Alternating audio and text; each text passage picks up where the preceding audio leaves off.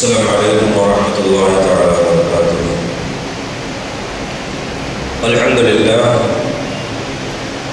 لله رب العالمين، والصلاة والسلام على رسوله المرسلين وعلى آله وأصحابه الطاهرين، أما بعد، فقد قال الله تعالى في القرآن العظيم والفرقان المجيد: أعوذ بالله من الشيطان الرجيم، بسم الله الرحمن الرحيم. وحل لكم ليلة الصيام الرفث إلى نسائكم. அல்லாஹ்வுடைய அளப்பெரும் கருணையினால் ரமலானுடைய முதல் நோன்பை நிறைவு செய்து இரண்டாவது தராவீஹ் தொழுகையை தொழுதுவிட்டு அமர்ந்திருக்கிறோம். அல்ஹம்துலில்லாஹ். இன்றைக்கு ஓதப்பட்ட வசனங்களில் சூரத்துல் பக்ரால 187வது வசனத்தில் அல்லாஹ் தஆலா சில விஷயங்களை சட்டமாக ஆக்கி பேசுகிறோம். ரமலானுடைய காலங்களில் பேண வேண்டிய சில முறைகளை அல்லாஹ் பேசுகிறோம். وَحِلَّ لَكُمْ لَيْلَةُ الصِّيَامِ الرَّفَثُ إِلَى نِسَائِكُمْ. ஒரு பெரிய ஆயத்து இது. இந்த ஆயத்தினுடைய சாராம்சத்தை நான் சொல்கிறேன்.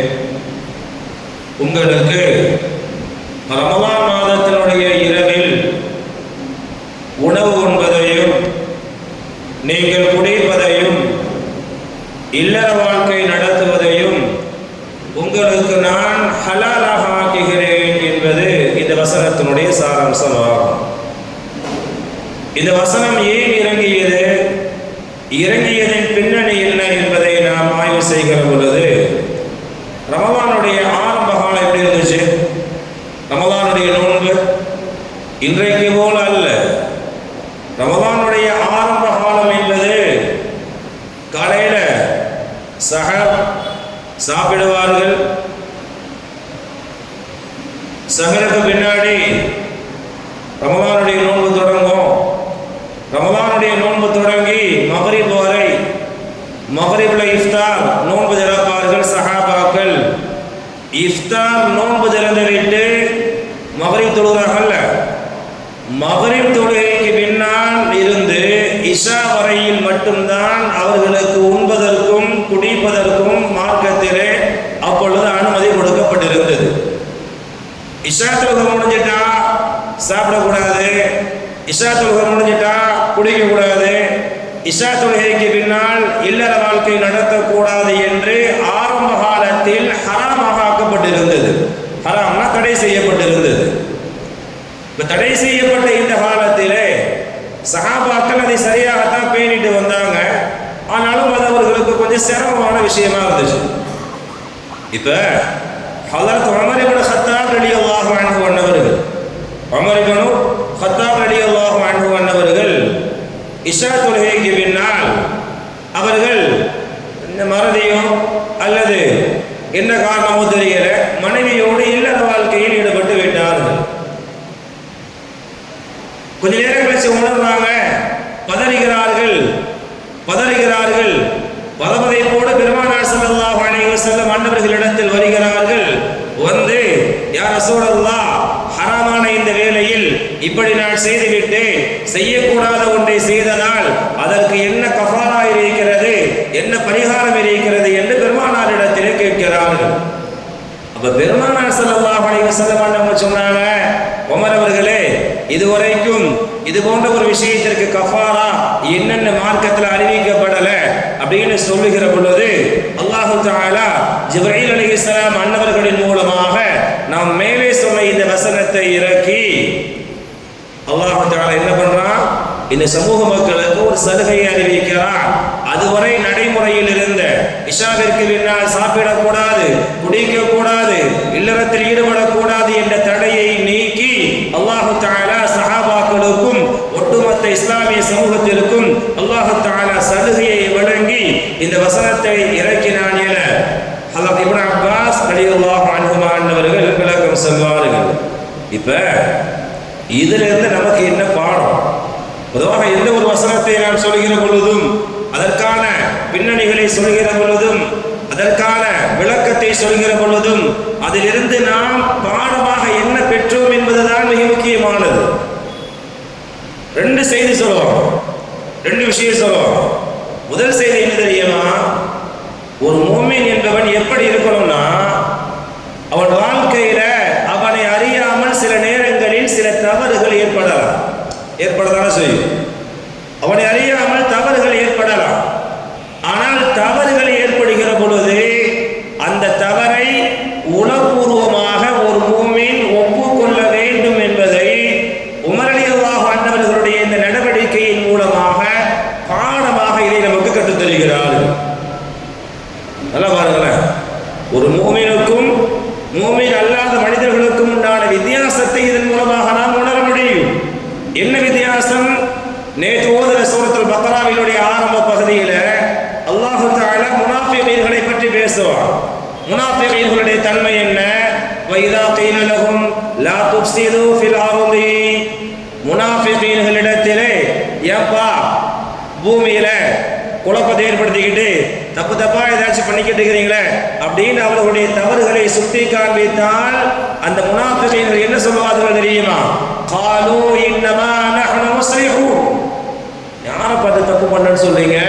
நாங்கள் தவறெல்லாம் செய்யல, நாங்கள் செய்யக்கூடிய காரியத்தை நாங்கள் சரியாகத்தான் செய்து கொண்டிருக்கிறோம் என்று முனாஃபிகீன்கள் சொல்வார்கள் என்று குர்ஆனில சூரத்துல் பக்ராவினுடைய ஆரம்ப பகுதியில் பதிவு செய்கிறார். இங்கே நமக்கு தேவையானது என்ன தெரியுமா? ஒரு மூமின் தவறு செய்கிற பொழுது அவனுடைய நிலை எப்படி இருக்க வேண்டும்? ஒரு முனாஃபிக் தவறு செய்தால் அவன் எதை போன்று அவன் தன் நிலையை ஆக்கிக் கொள்வான். இரண்டிற்கும் உண்டான வித்தியாசத்தை அல்லாஹ் நமக்கு சொல்லித் தருகிறான். சரியா? முஃமினாக இருப்பவர்கள் தவறு செய்கிற பொழுது முதலில் தவறை தவறு என்று உணர வேண்டும். இரண்டாவது அந்த தவறை ஒப்புக்கொள்ள வேண்டும். மூன்றாவது தவற்றிற்குண்டான தௌபாவை, பாவ மன்னிப்பை அல்லாஹ்விடத்திலே கேட்க வேண்டும் என்பதாக உமர் இப்னு கத்தாப் ரலியல்லாஹு அன்ஹு அவர்களுடைய அந்த நிகழ்வின் மூலமாக சொல்லி தருவார்கள். நீங்க பாருங்களேன், அவங்க நினைச்சிருந்தா இறைவனுக்கும் அவர்களுடைய மனைவிக்கும் மட்டுமே தெரிந்த ஒரு ரகசியம் தானே, இதை போய் பெருமானார் ஏன் போய் சொல்லணும்? இதை போய் சொன்னா இது தப்பா நடப்பாங்கல்ல, நமக்கு அசிங்கம் தானே அப்படின்னு அவங்க நினைச்சிருந்தா மறைத்திருக்கலாம் தானே. ஆனா அவங்க மறைக்கல. ஏன் மறைக்கலன்னா, மார்க்கத்தில் தவறு செய்கிற பொழுது அந்த தவற்றிற்குண்டான பரிகாரம் என்ன, அதிலிருந்து மீண்டு வருவதற்குண்டான வழி என்ன என்பதை தெரிந்து மீண்டு வந்துடணும். இன்னைக்கு நம்ம அதை செய்யறதே இல்லை. வாழ்க்கையில் எவ்வளவு தப்பு பண்ணிருப்போம். நம்ம அடிக்கடி சொல்லுவோம், தௌபா செய்றீங்கல்ல, தௌபா செய்கிற பொழுது சும்மா உட்காந்துக்கிட்டே அல்லாஹ் என் வாழ்க்கையில செஞ்ச எல்லா பாவத்தையும் மன்னிச்சிரு அப்படின்னு கேட்கறதெல்லாம் தௌபா. வாழ்க்கையில நம்ம பெரிய பாவங்கள்லாம் செஞ்சிருப்போம்ல, அந்த பெரிய பாவங்கள் எல்லாம் உடனுக்குடன் பாவங்களுடைய பெயரை சொல்லி அல்லாஹ் இந்த பாவத்தை செஞ்சுட்டேன் அப்படின்னு சொல்லி என்ன செய்யணும்? அல்லாஹ்ட்ட தௌபா கேட்டாதான் அல்லாஹ் மன்னிப்பான். எல்லாம் செஞ்சு முடிச்சுட்டு தௌபா எல்லா பாவம் செஞ்சு முடிச்சுட்டு என்ன செஞ்சுங்கிறதே ஞாபகம் இல்லாம சும்மா மொட்டைக்கட்டே உட்காந்துக்கிட்டு யா அல்லாஹ் என் வாழ்க்கையில செஞ்ச பெரிய பாவங்களை எல்லாம் மன்னிச்சிருந்தா அல்லாஹ் எப்படி மன்னிப்பான்? கண்ணியத்திற்குரியவர்களே, ஒரு தவறு நடந்தால் ஒரு மூமின் முதலாக உளப்பூர்வமாக ஒப்புக்கொண்டு அல்லாஹ் என்ன செய்யணும்? திரும்பி வர வேண்டும். இப்ப உமர் ரலியல்லாஹு அன்ஹு அவர்கள் வந்தாங்கல்ல, இதனால் என்ன நடந்துச்சு? அவங்க அப்படியே விட்டுருந்தாங்கன்னா என்ன ஆயிருக்கும்? அப்படி யோசிச்சு பாருங்களேன். பெருமானார்ட்ட இந்த விஷயத்தை சொல்லாம அவர்கள் அப்படியே விட்டிருந்தார்கள் என்றால் இந்த சலுகை முதல்ல கிடைச்சிருக்குமா நமக்கு? எந்த சலுகை? இரவு நேரத்தில் உண்ணக்கூடிய சலுகை, இரவு நேரத்திலே குடிக்கக்கூடிய சலுகை, இல்லற வாழ்க்கை நடத்தக்கூடிய சலுகை, நோன்பினுடைய இரவினுடைய அந்த நாட்களில் நமக்கு கிடைச்சிருக்குமா? கிடைத்திருக்காது. அது கிடைத்தது என்றால் அதற்கு காரணம் என்ன? ஹஜ்ரத் உமர் இப்னு கத்தாப் ரலியல்லாஹு அன்ஹு அவர்கள் பெருமானாரிடத்திலே வந்து முறையிட்டதனுடைய விளைவு என்பதாக சொல்வார்கள். இது முதல் செய்தி. இரண்டாவது, ஒரு மூமின் தப்பு செஞ்சா என்ன செய்யணும்? ஒத்துக்கிடணும். யார்கிட்ட ஒத்துக்கிறது? ரெண்டு ரகம் இருக்குது. அதில் ரெண்டு ரகம் இருக்குது. ஒன்று, சக மனிதர்களோடு பழகும் பொழுது, பழக்க வழக்கத்தில் இருக்கும் பொழுது என்ன செய்யணும்? ஏதாச்சும் மிஸ் அண்டர்ஸ்டாண்டிங் ஆயிடுச்சு, ஏதாவது தவறு நடந்துருச்சு, ஏதோ கூட உள்ளவங்களை பேசிட்டோம், அவங்களுக்கு தெரியாம ஏதோ அவங்களுக்கு பிடிக்காத ஒரு விஷயத்தை செஞ்சுட்டோம் அப்படின்னா, தப்புன்னா உடனே உணர்ந்து உடனே அவர்களிடத்தில் மன்னிப்பு இன்னைக்கு நம்மகிட்ட இல்லாத மிகப்பெரிய ஒரு கெட்ட பழக்கம் தான், பெரிய கெட்ட பழக்கம். என்னது? தப்புன்னு ஒத்துக்கிறதே இல்லை. நான் கரெக்டாக தான் செஞ்சேன், அவன் தான் அப்படி பேசுறான் சொல்றோமா இல்லையா?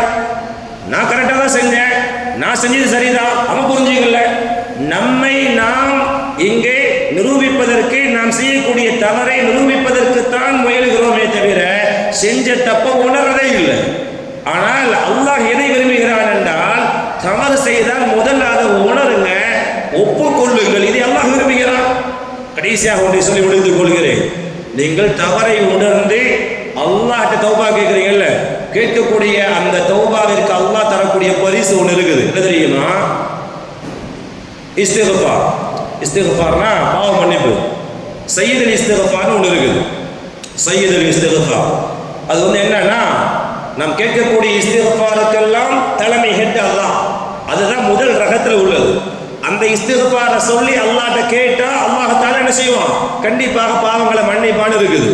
அதனுடைய சிறப்பை பற்றி பெருமானார் ஸல்லல்லாஹு அலைஹி வஸல்லம் அவர்கள் சொல்லுகிற பொழுது, சையதுல் இஸ்திக்ஃபார், இந்த சையதுல் இஸ்திக்ஃபார் என்னன்னா அப்படின்னு வரிசையா சொல்லுவாங்க. அதை எப்படி சொல்லணும்? அல்லாஹும்ம அன்த ரப்பி, அல்லாஹும்ம அன்த ரப்பி, லா இலாஹ இல்லா அன்த ஹலக்தனி. பெரிய பெரிய துஆ அது. அதுல கடைசியா வரும் வ அபூஉ பிதம்பி ஃபக்ஃபிர்லி வ லா யக்ஃபிரு துனூப இல்லா அன்த. இந்த இஸ்திக்ஃபாருடைய கடைசியில ஒரு அடியான் அல்லாஹ்ட்ட எப்படி தௌபா கேட்கணும், இஸ்திக்ஃபார் கேட்கணும்னு அல்லாஹ் சொல்லும் பொழுது எப்படி அந்த வாசகம் வரும் தெரியுமா? வ அபூஉ பிதம்பி, யா அல்லாஹ் என்னுடைய பாவங்களை நான் முதலில் ஒப்புக்கொள்கிறேன். மன்னிப்பு இரண்டாவது.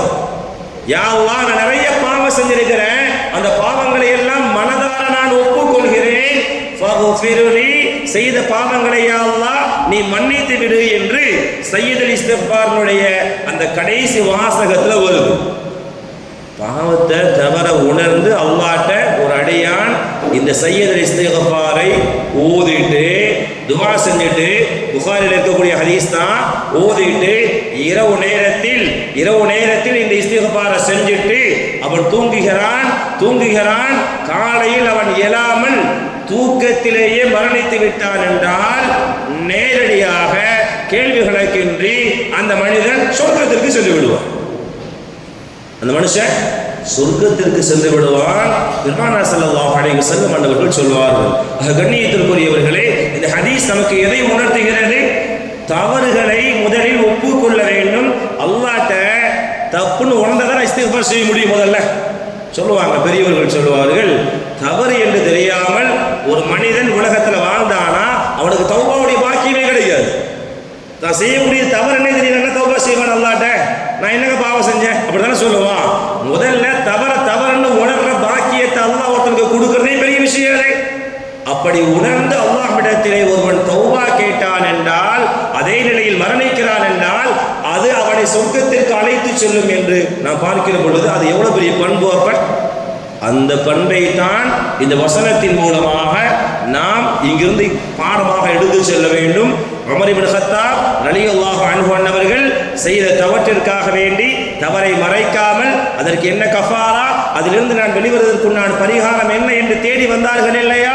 இதுபோன்ற வாழ்க்கையில் நாம் செய்யக்கூடிய ஒவ்வொரு தவறுகளுக்கும் அதிலிருந்து மீண்டு வருவதற்குண்டான வழியை தேடி அல்லாஹ்விடத்தில் இஸ்திக்ஃபார் செய்கிற பொழுது ரப்பல் ஆலமீன் அல்லாஹ் அதை ஏற்றுக்கொள்கிறான், பாவங்களை மன்னிக்கிறான், பரிகாரமாக சொர்க்கத்தை பரிசாக வழங்குகிறான். அல்லாஹ் தௌஃபீக் செய்வானாக. ஆமீன். வாஹ்தஹு அல்ஹம்துலில்லாஹி ரப்பில் ஆலமீன். அஸ்ஸலாமு அலைக்கும் வரஹ்மத்துல்லாஹி தஆலா வபரகாத்துஹு. சுப்ஹானல்லாஹி வபிஹம்திஹி, சுப்ஹானக்கல்லாஹும்ம வபிஹம்திஹி.